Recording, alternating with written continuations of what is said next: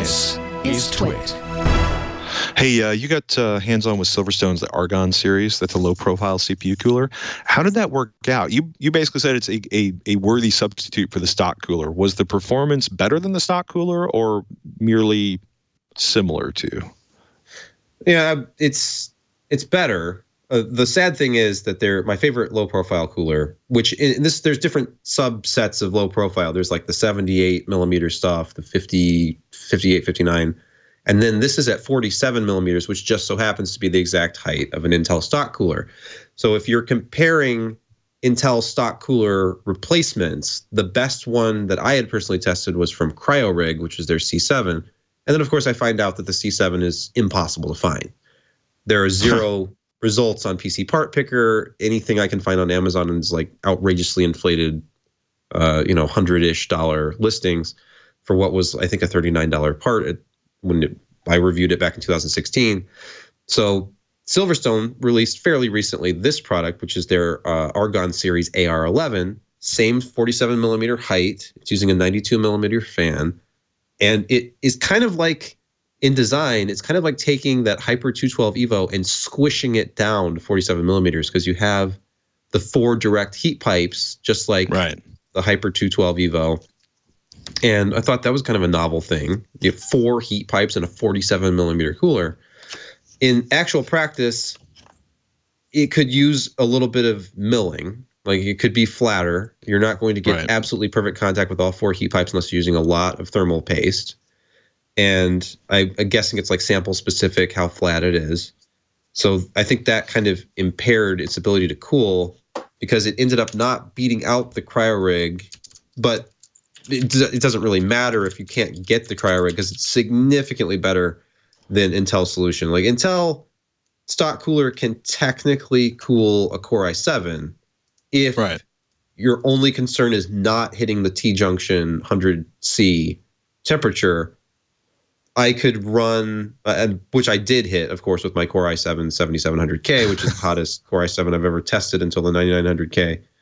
But using a reasonable, like a rational low-profile CPU cooler or CPU choice, which is, I just threw in a Core i3 8100, which is a quad core, basically replaced the 7th gen Core i5s, because they went to, the i3s went to quad core and the i5s went to hex core.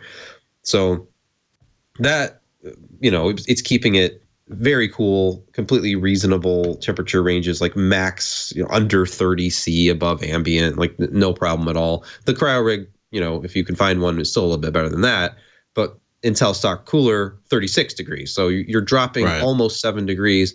But still, I mean, a 65 watt part like that, which is actually running, I think it's more like 54 watts, is no problem with any of these coolers. And Intel stock cooler is actually really quiet, the quietest of the bunch. So when I move up to an unrealistic kind of, just punishing thermal load with the Core i7, then you see the Intel stock cooler is like 83. That's only because like it was hitting T-junction and it was throttling at that point. The AR11 way down, 63.7 was the highest. And I'm talking like all cores being pushed using X264 benchmark, like the second pass, all cores at 100%.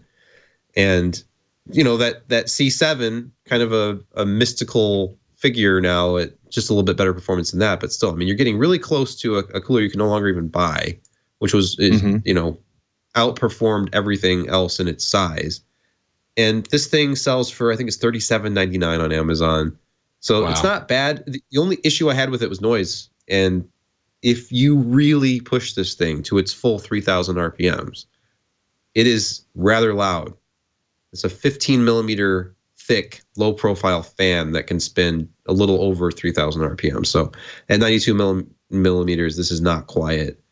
And that's just, there's no way around that. It was very quiet with the Core i3 and very loud with the Core i7. So maybe a Core i5 is the right mix. Like, tailor your own fan profile, or find another 92 millimeter fan that's a little bit quieter. But an interesting idea. I think that maybe the next revision of it, if it had like a solid milled base for better contact, maybe make a premium version of this with a quieter fan. But when people look at low profile coolers, like the number one result on Amazon every time I look is always that same Noctua that's 37 millimeters high. It's the NH, what is it? Something 9i.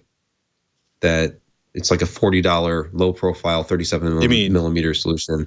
This NHL9i. Oh yeah, the one that everybody has. Yes, and so that does a really good job. But I was just thinking, what can you do with that extra 10 millimeters? Like, how much better will the cooling performance be? But as you can see from Patrick's video here, that is a really, really well made cooler with a very, very flat base. So you get very good contact with the CPU.